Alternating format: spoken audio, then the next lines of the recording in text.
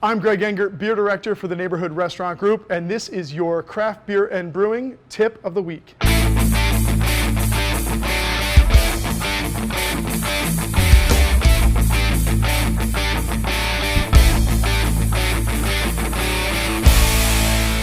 What else is going on aromatically in the beer and in the food, and how are those things going to go well together? And that's really a fun way to go. And when we think about the broad flavor profiles that I like to use when I'm describing beers or when I'm organizing my menus, we start to think about the ways that each style of beer within these flavor categories are going to work really well with each dish. So while we know that, say, bitter beers tend to go really well with bitter greens, depending on what we're using to dress that salad is going to make us figure out, should we go with hoppy Pilsner or should we go with that IPA?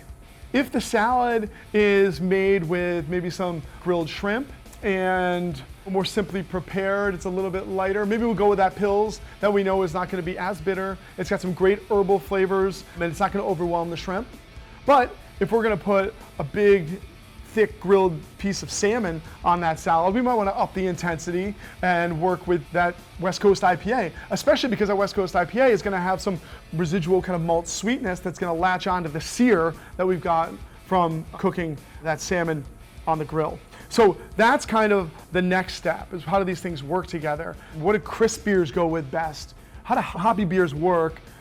Why would you use a malt-driven beer like a barley wine that tends to be really, really bready, caramelized, and toffee-ish? And where would you use a Belgian strong dark ale that's basically a Belgian version of barley wine with way more generous, fruity, ester-driven notes in the nose? That's going to be our next step. And it's fun, too, because you start to realize there's different ways that these beers can work. You know, when I think of fruity, spicy beers, you know, typically Belgian style beers, yeast-driven beers with lots of phenols, spicy phenols and fruity esters, I think of them helping us kind of continue to season the dish tableside.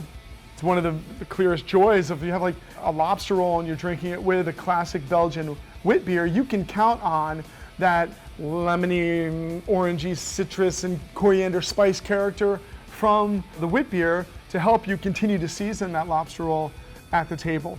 If you're talking about smoked beers, you can bring flavors of smoke and cooking to a dish that may not already have had it, but could really benefit from it. I love drinking smoked beers with raw fish because we're basically cooking the fish at the table. Some roasted beers like stouts and porters can also work really well with this. Also black lagers and other things like that.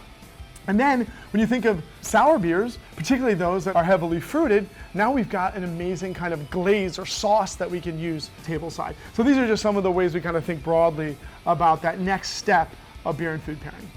If you're interested in learning more about pairing amazing beer with amazing food, just click the link below.